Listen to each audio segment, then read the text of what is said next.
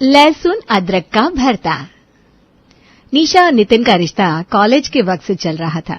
नितिन से मिलते ही निशा ने ये बात ठान ली कि वो शादी करेगी तो नितिन से ही, और ऐसा करना बनता भी था क्योंकि नितिन उसकी सारी इच्छाएं पूरी करता था, उसका बड़ा ख्याल रखता था। फ्राइडे की सुबह नितिन कैफे में बैठा निशा के आने का इंतजार कर रहा था। अब तक 5 कॉफी पी चुका हूँ, तब से वेटर भी मुझे ही दिख रहा है।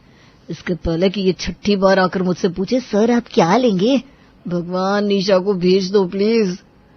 पता नहीं क्या बात हो गई, निशा का फोन भी स्विच ऑफ आ रहा है। तभी वेटर वहां आता है। सर ये कब ले जाओ? हाँ ले जाओ। बोलना तो नहीं चाहिए सर, पर मुझे लगता है आप जिनका इंतजार कर रहे हैं वो भगली। क्या मतलब भगली? और नहीं तो क्या सर, आए दिन यही तमाशा देखता हूँ मैं।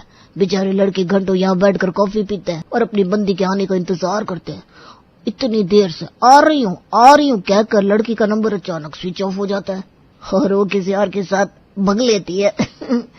पर निशा मैडम के साथ मैंने आपको कई बार देखा है, वो तो ऐसा नहीं करेगी। हो सकता है उनकी शादी कहीं और हो रही हो। देखो मैं ऐसी हवा में प्यार नहीं करता भाई, मुझे पता है कौन सी चिड़िया कितनी दूर उड़ सकती है। अब कौन सी चिड़िया को उतार रहे हो हवा से नितिन? बड़ी जल्दी आ गई निशा, तुम शाम को आती ना? शाम को ही आती नितिन, क्योंकि जिस हिसाब से आजकल मेरे घर वाले मेरे सर पर बैठकर तांडव कर रहे हैं ना, शाम को कलाइयों में चूड़ा पहन के आई हुई दिखती मैं तुम्हें। मेरे घर वाले हमारी शादी के लिए तैयार नहीं हो रहे हैं। अरे ऐसे कैसे?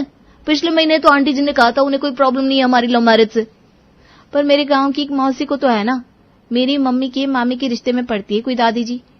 उन्हें जब पता चला कि मैंने अपने घर पर लव मैरिज की बात की है तो वो चिढ़ गई, और मेरी मम्मी अपने रिश्तेदारों से बैर लेने को तैयार नहीं है। ये रिश्ता होता अब पॉसिबल नहीं लग रहा है नितिन। नितिन कहीं समय लगाता है ना निशा, तो वो समय वेस्ट नहीं जाने देता। शादी तो मेरी अब तुमसे होकर रहेगी, चाहे हमारे फेरों को देखकर दादी जी को दादाजी के पास ही क्यों ना जाना पड़े। और अगली सुबह सूट बूट पहने नितिन अपने परिवार के साथ निशा के घर के बाहर पहुंच जाता है। घूम फिर कर सारा नुकसान तो हमारा ही करवा दे नितिन। कर देना छोटी सोच की बात मम्मी, लड़की वाले शादी में जो खर्च करते ना वो तो बस ट्रेलर होता है। असल फिल्म तो शादी के बाद शुरू होती है, जहां लड़की की सैलरी बीवी के नखरों की EMI बन जाती है। हर महीने मेकअप, शॉपिंग, मूड स्विंग ही चलते रहता है। अपने पिताजी के लगे इन्वेस्टमेंट को फिर वो ब्याज सहित वसूलती है, और ऊपर से 6 महीने बाद ही मम्मी जी के साथ अपनी प्राइवेसी एंजॉय नहीं कर पा रहे हैं का राग शुरू। निशा वैसी नहीं है, वो साथ निभाने वाली लड़की है, घर तोड़ने वाली नहीं है। इसीलिए बिगर पिक्चर देखिए मम्मी जी, 2-4 रुपए मत पकड़िए। ठीक ही तो कह रहा है नितिन, जाने दीजिए ना ममता जी, कितने ही पैसे खर्च हो जाएंगे शादी में। वैसे भी आपको भी तो मैं अपने खर्चे में ही लेकर आया था, बहू भी हमारे खर्चे में आ जाएगी। अगर हमारे नितिन को निशा पसंद है और उसके परिवार वालों को मनाने के लिए हमें थोड़े बहुत खर्चे उठाने भी पड़ेंगे, तो इसमें हर्ज क्या? नितिन दरवाजे की घंटी बजाता है और दरवाजा खोलती है मिसेस बैनर्जी। नितिन, केमन आछेन? देखो बेटा, हम ये शादी के लिए हाँ नहीं कर पाएंगे। नितिन बिना कुछ सोचे समझे अपनी होने वाली सासू मां के पैरों पर गिर पड़ता है। पूरा मोहल्ला दिख रहा है आंटी जी, हाँ कर दीजिए। अगर मेरी शादी निशा से नहीं हुई ना तो पूरी जिंदगी मैं कुंवारा बैठा रहूंगा, इसी घर के आसपास ढोलता रहूंगा। अच्छा बेटा, हम तुम्हारी बात सुन रहे हैं, तुम एक बार अंदर चलो। टेबल के एक तरफ निशा के परिवार वाले बैठे थे, दूसरी तरफ नितिन के। देखिए भाई साहब, जिस भी लड़के से आप अपनी बेटी की शादी करेंगे ना, वो दहेज के नाम का कुछ न कुछ तो मांगेगा ही। अच्छा मान लीजिए लड़का अच्छा निकला, फिर भी खातिरदारी तो करनी पड़ेगी आपको। फिर बेटे की इज्जत ससुराल में बनी रहे, इसलिए आपको उसे सोने चांदी के गहने, रोजमर्रा की चीजें भी देनी पड़ेगी। नहीं करते भी 40-50 लाख का खर्चा पकड़ कर चलिए। वहीं अगर निशा की शादी नितिन से हुई तो 1% का खर्चा आपका नहीं होगा, ये गारंटी मेरी है। यहाँ तक कि लड़की वालों के कपड़े भी हमारी ओर से आएंगे। 50 लाख रुपए के बदले दादी जी की नाराजगी को आप बर्दाश्त कर ही सकते ना अंकल जी? मेरी मिसिस के मायके वाले हमेशा रूठे रहते, उनके पीछे पीछे मैं अपनी बेटी का भविष्य थोड़ी ना बर्बाद कर दूंगा। मेरी तरफ से रिश्ता पक्का। इसके पहले कि निशा के परिवार वालों का मूड फिर से बदले, नितिन फटाफट शादी की तैयारी में लग जाता है। निशा तैयार होकर शादी के मंडप पर जा रही थी कि उसकी दूर की दादी माँ गुस्सा निकालते हुए कहती है, तुझे क्या लगता है प्रेम विवाह है तो शादी के बाद तुझे काम नहीं करना पड़ेगा? सारा प्रेम शादी होते ही खत्म हो जाता है। मैंने भी प्रेम विवाह किया था, क्या फायदा हुआ। जहाँ शादी हुई जीवन वही रसोई चूल्हा चौका बन जाता है। कम से कम व्यवस्थित विवाह में हम अपने घर वालों को कोस तो सकते हैं, प्रेम विवाह में तो वो अवसर भी चला जाता है। प्रेम विवाह किया था इसीलिए तो 100 साल पार करने के बाद भी भली चंगी दिख रही हो दादी। और जहां तक रही काम की बात, तो अगर मेरे ससुराल वाले मुझसे ज्यादा काम निकलवाने की कोशिश करेंगे ना तो चीजों को घुमाकर उन पर ही डाल दूंगी मैं। प्यार किया है मैंने, कोई गांधारी की पट्टी नहीं बांधी है। और फाइनली हो जाती है नितिन और निशा की शादी। बहू बनकर निशा नितिन के घर आ जाती है अगली सुबह। निशा बेबी। क्या हो गया नितिन, मेरी सास बनकर मेरे सर पर क्यों खड़े हो गए हो तुम? देखो ना 9 बज गए, जरा उठ जाओ ना। मैं नहीं चाहता कोई तुम्हें कुछ कहे, और हाँ तुम्हें सबका दिल जीतना है। मुझे जो करना था मैंने अपना पार्ट प्ले कर लिया है, अब बारी तुम्हारी है। दादी जी की बात थोड़ी थोड़ी सच होती दिख रही है। प्रेम विवाह के बाद भी पार्टी प्ले करवाओगे तुम? जा रही हूं तैयार होने। निशा तैयार होकर अपनी सास के बिना कहे ही रसोई में जाकर सभी के खाने की तैयारी में लग जाती है। ये सही है, दाल चावल छोले, आलू की सूखी सब्जी और फुलके। पहली मील में शायद ही किसी बहू ने इतना कुछ बनाया होगा। इस खाने को खाकर पापा जी मम्मी जी भी सोचेंगे क्या बहू लाई है उन्होंने। निशा खाना टेबल पर लगाती है, जिसे खाते ही सबका मुंह बन जाता है। ये कैसा खाना बना दिया? यहाँ कोई डाइटिंग बनी है? ऐसा नहीं बोलते बेटा, आज निशा का इस घर में पहला दिन है। उसे क्या पता हमें कैसा खाना पसंद है, धीरे धीरे सीख जाएगी। बेचारी निशा को तो लगा था कि उसके बनाए खाने को देखकर सभी उसकी तारीफ करेंगे, पर यहाँ तो खाना किसी के गले नीचे ही नहीं उतर रहा था। जरा अदरक लहसुन भी होता ना इस खाने में तो ये खाना खाया जाता, पर ये तो हद से भी ज्यादा ही सादा है। चलो आज तो पहली बार तूने खाना बनाया बेटा, तो क्या ही शिकायत करूं। पर अगर तूने मुझसे पहले पूछ लिया होता ना तो मैं तुझे बता देती कि हमारे यहाँ कैसा खाना बनता है।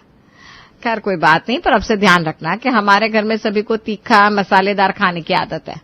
इस घर में एक दाल भी बनती है ना तो वो भी मसालेदार ही होती है। खड़े मसाले और अदरक लहसुन के बिना बने खाने को हमारे घर में कोई छूता ही नहीं है। अच्छा ठीक है मम्मी जी, मैं ध्यान रखूंगी। निशा ने अपनी सास के आगे हाथ तो कर दी थी, पर उसे नहीं पता था कि मसालों के साथ खेलना इतना आसान नहीं है। मम्मी जी को मैंने हाँ तो कह दिया, पर ये खड़े मसाले होते क्या है? नितिन को कॉल करती हूँ, उसे पता होगा। निशा नितिन को कॉल लगाती है और इस बारे में पूछती है। ये क्या बात हुई निशा, पढ़ी लिखी होकर तुम मुझे फोन कर रही हो? अरे भाई AI यूज करो ना, डिजिटल जमाना है। चलो फोन रखो, मैं काम कर रहा हूँ। लव मैरिज के थप्पड़ पड़ने शुरू हो गए मुझे। सही है, कुकर में प्रेशर बढ़ा रहा है नितिन। जिस दिन सीटी आएगी ना उस दिन खुद ब खुद अकल ठिकाने लग जाएगी। खैर फिलहाल तो मुझे खाने पर फोकस करना चाहिए। निशा इंटरनेट पर देखकर खड़े मसालों को एक साथ इकट्ठा करती है। साबुत जीरा, धनिया, लाल मिर्च, तेज पत्ता, दालचीनी, सारे मसाले इकट्ठा हो गए। अब इन मसालों को खड़े खड़े ही खाने में डाल देना है बस। फिर क्या आ जाएगा स्वाद। निशा फटाफट मसाले को एक तरफ करती है और दूसरी तरफ अदरक लहसुन को कूटना शुरू कर देती है। हाँ चलो हो गया काम। सब्जियां मैंने पहले ही काट ली थी, ये मसाले का लफड़ा भी सॉर्टेड है। जल्दी से अब हर सब्जी में इन खड़े मसालों और अदरक लहसुन को डाल दूंगी। खोलती हुई आलू की सब्जी में निशा खड़े मसालों को डालने ही जाती है कि उसकी सास उसका हाथ पकड़ लेती है। ये क्या रायता फैलाने जा रही थी बहू? अभी ये मसाले सब्जियों में चले जाते तो बारात खड़ी हो जाती। बारात क्यों आ जाती मम्मी जी? इन खड़े मसालों की सब्जी को देखकर हम पर लानत करने और क्यों आएंगे लोग। शाबाशी वाला काम तो तूने किया नहीं। ऐसे आता है क्या सब्जी में स्वाद? पहले इन साबुत मसालों को तवे पर रोस्ट करना पड़ता है, उसके बाद इन्हें पीसना पड़ता है, तब जाकर मसाला तैयार होता है और सब्जी में पड़ता है।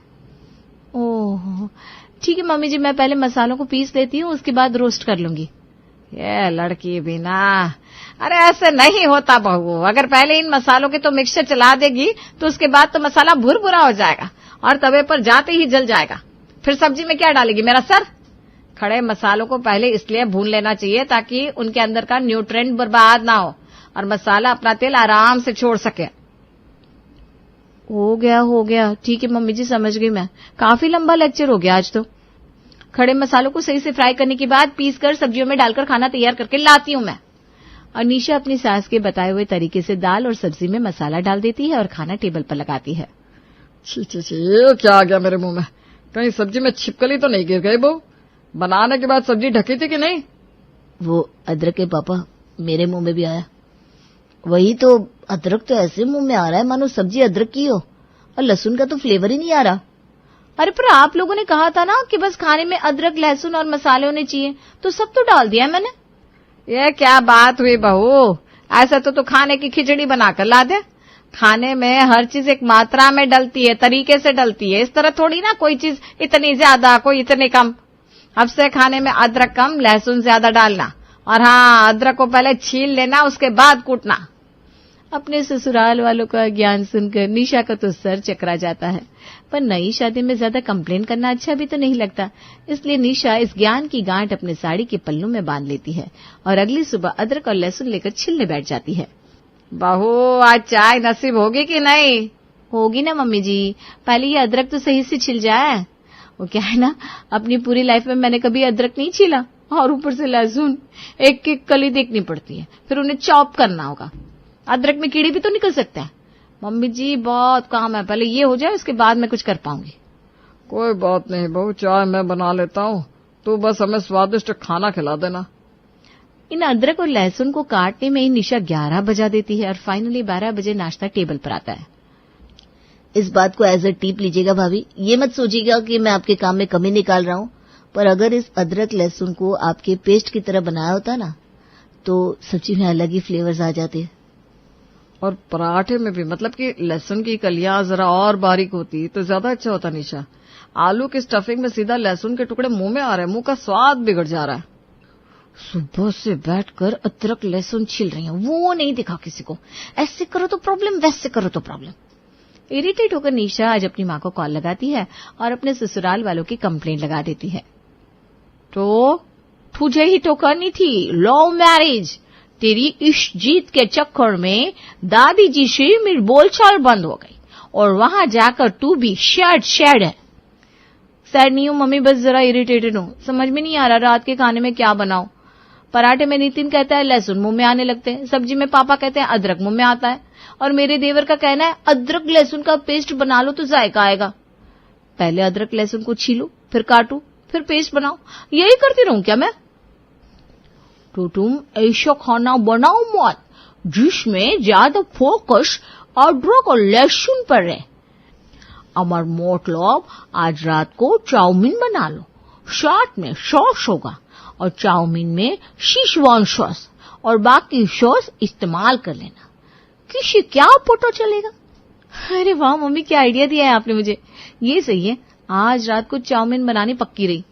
मार्केट से लाए हुए सॉस की मदद से निशा मसालेदार चटपटा चाउमीन बनाती है, जिसे खाकर सभी उंगलियां चाटते रह जाते हैं। बेकार में ही हम तुझे ताने दे रहे थे बहू। लगता है तेरा हाथ इंडियन नहीं चाइनीज खाने में सदा हुआ है। मजा आ गया खाकर ऐसा चाउमीन। मुझे तो ऐसा चाउमीन 5 स्टार होटल में भी नहीं मिला आज तक। बिल्कुल भाभी, अब तो लगता है ब्रेकफास्ट में भी आपसे चाउमीन ही बनवानी पड़ेगी। जिस चाउमीन की इतनी तारीफ हो रही है ना, जरा उसे हम भी तो चखे। जब से तेरी बहू आई है ममता, तूने तो घर से बाहर पैर रखना ही छोड़ दिया है, इसलिए आज मैं ही तेरे घर आ गई। निशा सुषमा को भी चाउमीन परोसती है। सुषमा को चाउमीन इतनी अच्छी लगती है कि वो खुद खाने के बाद एक टिफिन अपने घर पर भी पैक करके लेके जाती है। इस वाकये के बाद निशा की बत्ती जल उठती है। अगली सुबह वो सब्जियां लाने के बहाने मार्केट निकलती है और सुपरमार्केट पहुंच जाती है। बहुत हुआ मम्मी जी, पापा जी, बहुत सहन कर लिया मैंने, अब नहीं। जब इन लोगों को मेरी मेहनत दिख ही नहीं रही है तो मेहनत करूं क्यों मैं? मेरे हाथों के कटे हुए अदरक और लहसुन में इन्हें फ्लेवर नहीं आता, और मार्केट की सॉस की चाउमीन मुंह मोड़ मोड़ के खा गई।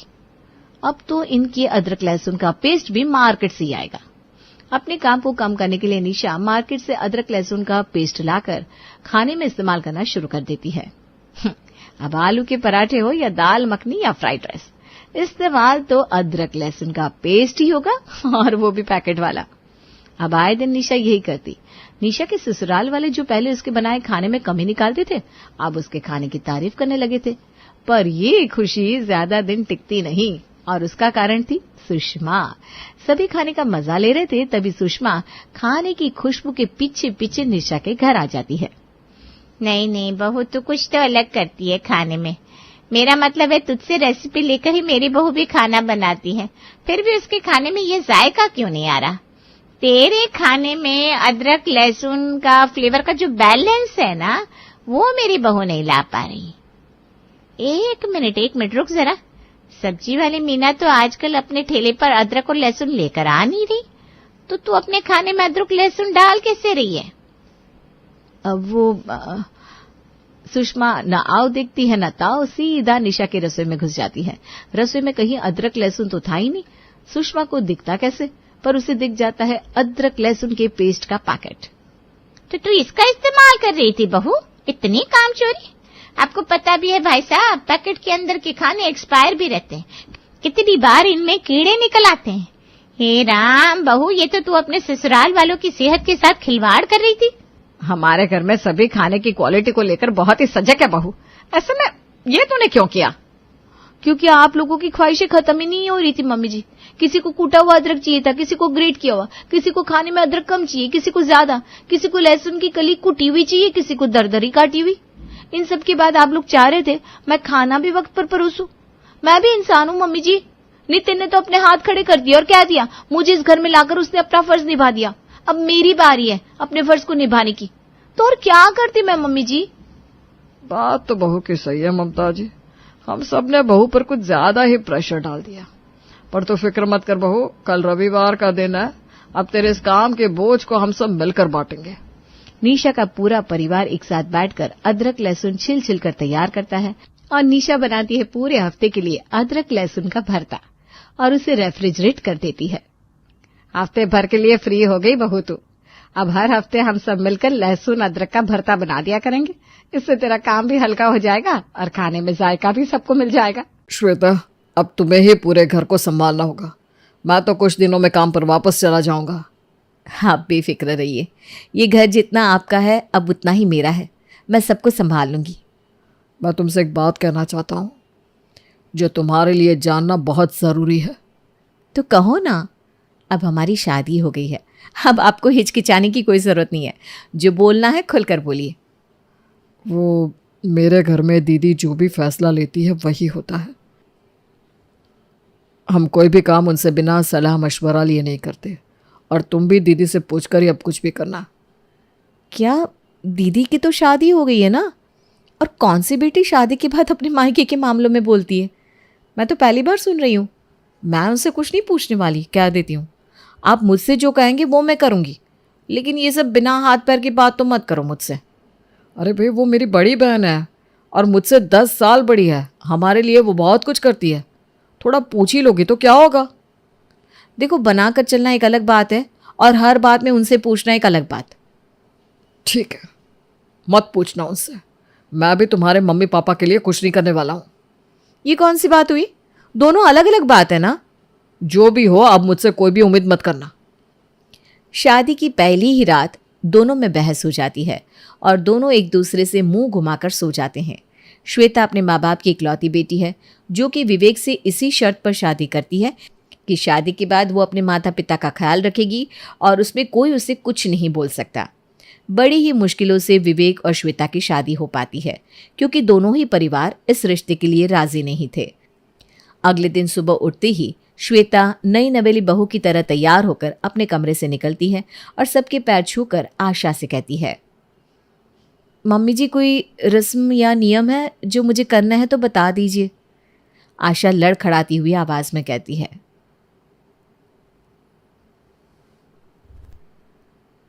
बहू, वो सब तुम्हें निशा बता देगी। उसे मुझसे ज्यादा पता है सब। मैं तो सब कुछ भूल गई हूँ। ननद नहीं, बहन की तरह समझना निशा को। लेकिन मम्मी जी, आपसे ज्यादा किसी को कैसे ही पता हो सकता है? कैसे क्या, जैसे होना चाहिए। निशा ही अब सब कुछ करती है। श्वेता, तुम सबके लिए नाश्ता बना लो, फिर सबको खिला पिलाकर शाम के लिए तैयार हो जाना। हम शाम को मंदिर चलेंगे और कल तुम्हारा रिसेप्शन है। जी दीदी। श्वेता एक पैर पर खड़ी सबके लिए अलग अलग तरह का नाश्ता बनाती है और सबको परोसती है। नाश्ता खाते ही सब श्वेता की तारीफ करने के बजाय खाने में कमी निकालने लगते हैं। भाभी, ये कोई खाना है? ना इसमें झाल है ना कोई मसाला। लगता है किसी पेशेंट का खाना खा रहे हैं। मैं तो ऐसा बदस्वाद खाना कभी नहीं खा सकती। नहीं दीदी, वो मम्मी के लिए मैंने मसाले और तीखा कम डाला था। क्योंकि वो थोड़ा बीमार चलती है ना। तुम्हें पूछना तो चाहिए था। मम्मी बीमार है, सब नहीं। विवेक भी ना किसी उठाकर ले आया जैसे कुछ आता ही नहीं। मैंने तो पहले ही कहा था इसे लाने से अच्छा है कोई काम वाली ले आओ, लेकिन भैया की मती मारी गई थी तो कोई क्या करे। ज्योति खाने पर से उठकर चली जाती है तो निशा कहती है, यश चुप करो, सब खाना खाओ। अब इसे ले ही आए हैं तो क्या करेंगे, कुछ दिनों में समझ जाएगी ये। श्वेता, कल से तुम मम्मी का खाना अलग और हम सबका खाना अलग बनाना। मम्मी के लिए तेल और मसाले कम, लेकिन तीखा वो खा सकती है। अब एक काम करो, सब्जी ठीक करके ले आओ। ठीक है दीदी, अब से ध्यान रखूंगी। श्वेता बेचारी फिर से सब्जी ठीक करके लाती है और सबको परोसती है। भाभी जी सब्जी तो अब सही हो गई है, लेकिन नमक कुछ ज्यादा ही पड़ गया है। लगता है अब इनको कुकिंग क्लास लगवाना पड़ेगा। नहीं नहीं जीजा जी, मैं अपने मायके में भी खाना बनाती थी, हल्का नमक ज्यादा हो गया होगा। कोई बात नहीं, अब खा लेंगे जैसा भी है। पहली रसोई के नाम का श्वेता को कोई कुछ नहीं देता। श्वेता की आंखें भर आती है और वो अपने कमरे में जाकर बहुत रोती है। श्वेता को रोता देख विवेक कहता है, श्वेता ये सारे ड्रामे बंद कर दीजिए आप। छोटी मोटी बातें सब घर में होती है, इन सबको इग्नोर करना सीखना होगा आपको। बच्चों की तरह रिएक्ट मत कीजिए। अच्छा, तो ये आपको ड्रामा लग रहा है? अगर मुझे जरा भी पता होता कि आप शादी के बाद ऐसे बदल जाएंगे तो मैं कभी शादी ही नहीं करती आपसे। मुझे आपसे अच्छी अच्छी लड़की मिल रही थी, मैंने आपसे शादी करके गलती कर दी। घर वालों की नजर में भी बुरा बन गया और आपके नखरे झेलो सो अलग। विवेक कमरे से चला जाता है और अपने भाई बहनों के पास जाकर बैठ जाता है और फिर पूरी रात हॉल में ही सोया रहता है। अगले दिन दोनों का रिसेप्शन था। रिसेप्शन में श्वेता बहुत सुंदर लगती है। सब श्वेता की बहुत तारीफ करते हैं। श्वेता स्टेज पर खड़ी अपने माँ बाप का इंतजार करती रहती है।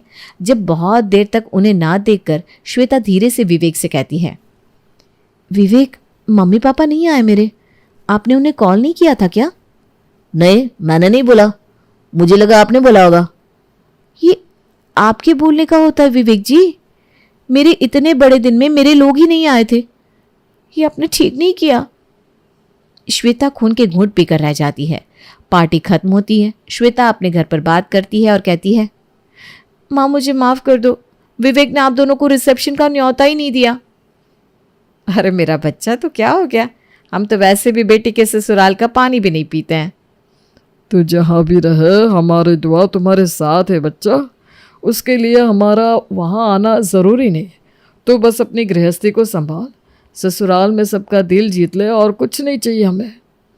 श्वेता अपने मन को किसी तरह समझा लेती है और खुद से कहती है, मुझे मेरे मम्मी पापा के लिए सबके दिल में जगह बनानी पड़ेगी। अगले दिन श्वेता रात भर की जगी सुबह 5 बजे उठ जाती है।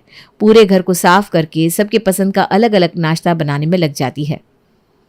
आज सबको पसंद आ जाए इतनी मेहनत से खाना बनाया है।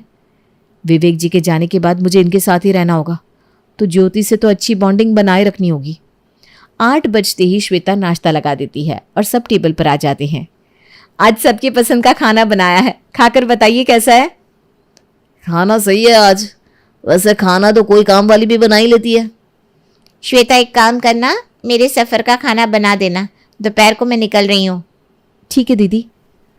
भाभी आज मेरी पसंद का खाना बनाया है, रोज इसी तरह मेरे लिए बनाती रहो, फिर क्या बात है। सब खा पीकर अपने अपने कमरे में चले जाते हैं और श्वेता बिना नाश्ता किए रसोई में सफर का खाना बनाने में लग जाती है। वो मन ही मन सोचती है, कम से कम दीदी चली जाएगी तो थोड़ी तो शांति मिलेगी, वरना उनसे पूछ पूछ कर करो सब कुछ। दोपहर होते ही निशा और अरुण अपनी बेटी के साथ जाने लगती है। जाते जाते निशा कहती है, श्वेता सबका ध्यान रखना, स्पेशली मम्मी का। उनके पैरों की मालिश कर देना, और हाँ, खुद को इस घर की मालकिन मत समझ लेना। मैं भले ही जा रही हूँ, लेकिन इस घर में पत्ता भी मुझसे पूछ कर हिलता है। जी दीदी, मैं पूरी कोशिश करूंगी सबका ख्याल रखने की। निशा के जाते ही श्वेता लंबी सांस लेती है और कहती है, सास तो सास है, लेकिन यहाँ ननद भी मेरी सास बनी बैठी है। श्वेता सुबह की भूखी उसी वक्त खाना खाने बैठती है। जैसे ही वो खाना खाने बैठती है, आशा वहां जाती है। बहू, मेरे पैरों में बहुत दर्द हो रहा है, तू जब से आई है मेरे पैरों की मालिश तक नहीं की। जी मम्मी जी, मैं खाकर कर देती हूँ। ठीक है, मैं यहीं बैठती हूँ। पहले तो मालिश वाली थी, फिर तो आ ही गई तो मालिश वाली का क्या काम, तो उसे हटा दिया। श्वेता को बहुत दुख होता है। वो सोचती है, मुझे बहू नहीं काम वाली बनाकर लाया गया है जो मुफ्त में काम करे और कुछ कहे भी ना। श्वेता खाना खाकर उठ जाती है और पूरे 1 घंटे आशा के पैरों की मालिश करती है। बहू, तूने तो मालिश वाली से भी अच्छी मालिश की है। अब मैं अपने कमरे में सोने जाती हूँ। श्वेता आशा का मुंह देखती रह जाती है। दिन बीतने लगते हैं और इसी तरह 15 दिन बीत जाते हैं।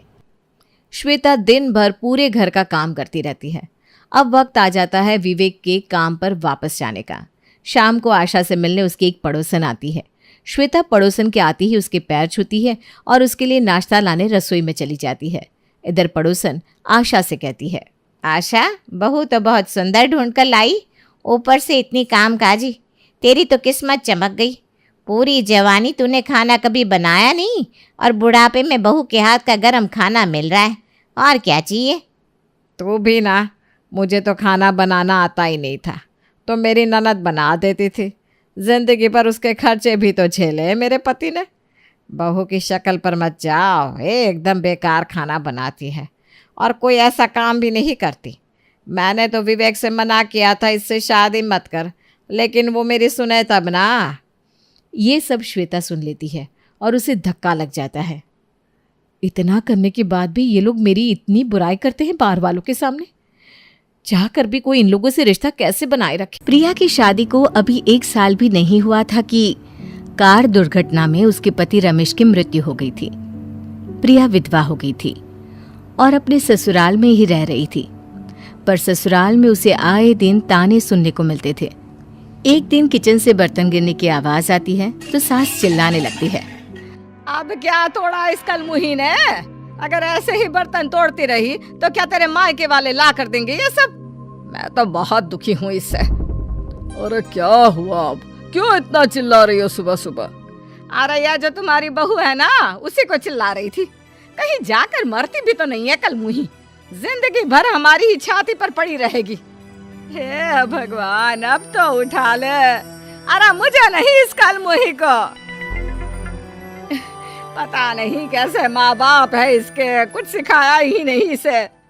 तभी किचन से प्रिया बाहर आती है। माँ जी, आपको जो बोलना है मुझे बोलिए, पर आप मेरे माँ पिताजी को क्यों बीच में लाती हैं? बहू, तेरा बाप ने यही सिखाया है क्या, बड़ों से बहस करना? नहीं, मेरा वो मतलब नहीं था पिताजी। अरे मुझे अच्छे से पता है तेरा क्या मतलब था। एक तो कलमुही मेरे बेटे को खा गई।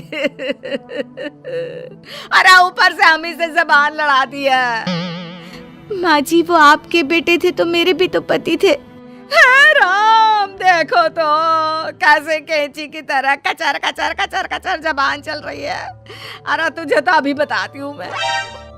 फिर क्या था, कल्याणी प्रिया को किचन में खींचती हुई ले जाती है और उसे गरम चिमटा करके जला देती है।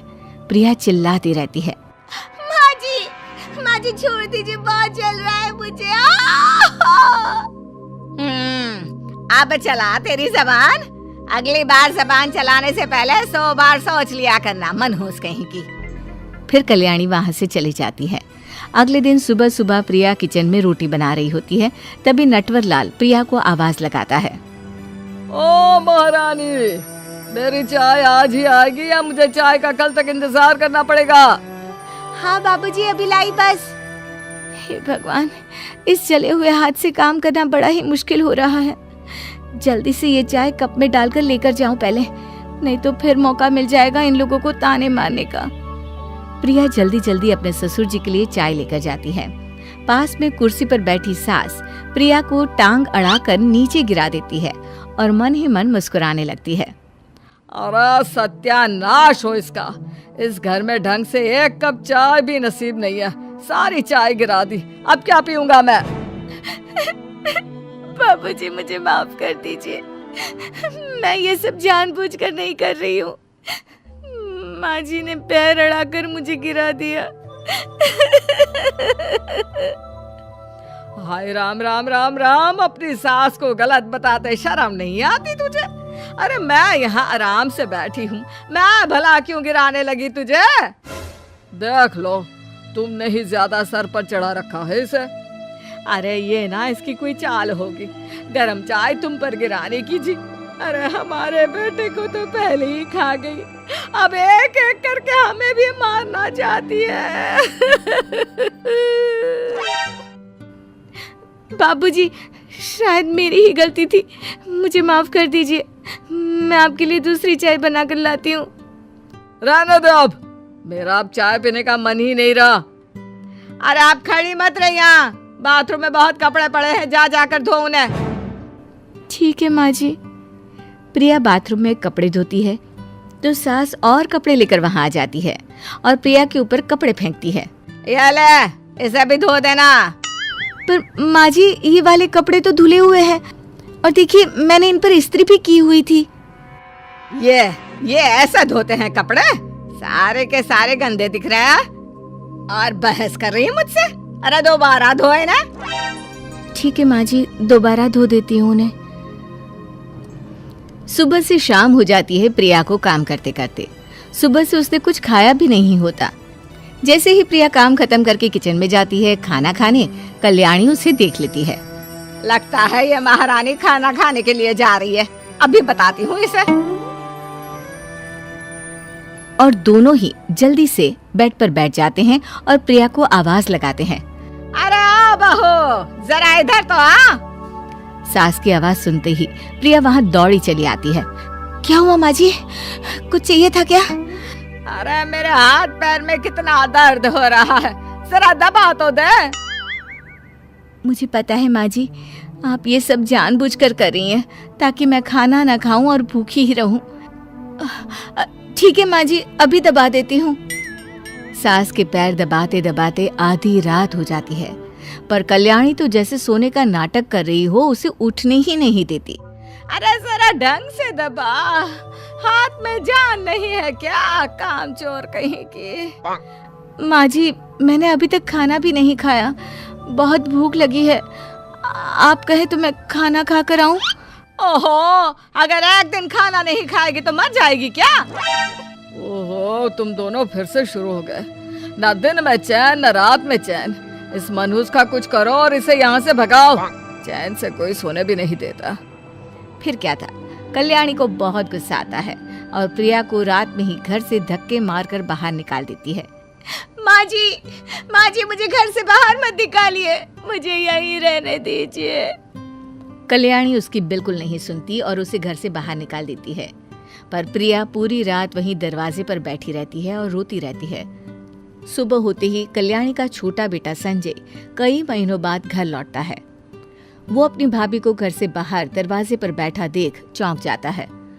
भाभी आप यहाँ इस हालत में बाहर क्यों बैठी हो? वो माँ जी ने। बस भाभी, कुछ भी कहने की जरूरत नहीं है आपको, मेरी समझ में सब आ गया।